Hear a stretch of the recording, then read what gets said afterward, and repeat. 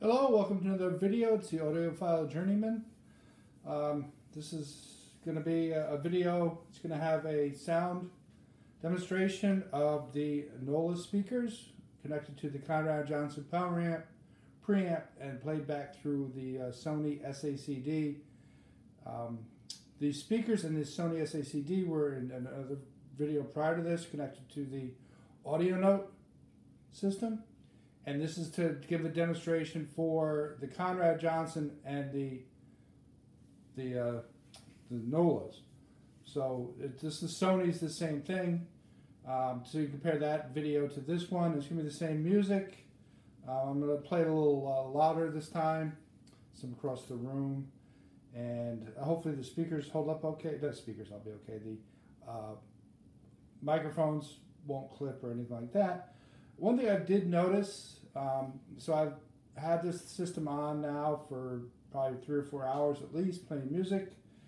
And when I first started it up, I let it sit, turn it on, let it sit for 10, 15 minutes at least. So it warms up. It's all tube based. And things were a little harsh, I gotta say. I listened to Bob Marley and the Wailers, Babylon by Bus. So there's that one. So, it's a live recording and so forth. And first put it on, it had a little edginess to the vocals, mid-range, and some of the high-end was a little, not harsh, but, it wasn't as well-defined as you'd like it. And I gotta say, after listening to it once, I then played Tapestry by Carole King, which is an SACD from Old Fidelity. And as that progressed through, again there, the vocals were a little harsh, mid-range, and then the high-end was, at times, you could hear not sibilance, but just some edginess to the high end.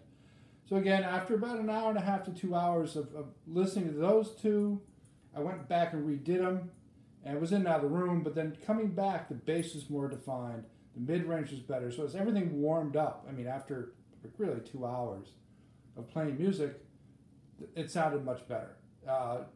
And I attribute that to the tubes, the preamp warmed up, the amp was warmed up, and functioning, and maybe even a little bit of the speakers, slightly, maybe the stiffness was gone, who knows. I don't play this system as much as the audio note system, so this has been off for maybe 2 weeks, and then during the week I started using it again, and I wanted to do this video. So again, this is very similar to another video that was done, except for now this is going to be the Nola speakers, which they're very good.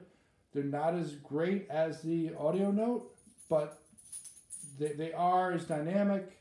I'd say the overall presentation of the audio note's more complete from low range to high range across the entire frequency. They sound clearer, more defined, the audio note over the Nolas. The Nolas do play well. They have very good bass, very good mid-range. They image very well. You can sit and listen to them all day too, which is nice.